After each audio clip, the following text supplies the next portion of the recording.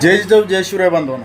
मनोजदादा जरांगे पाटील आपल्या शरीराचा विचार न करता एवढी शरीराची चाळण करून घेत आहेत आपल्या समाजासाठी, आपल्या येणाऱ्या पिढीसाठी.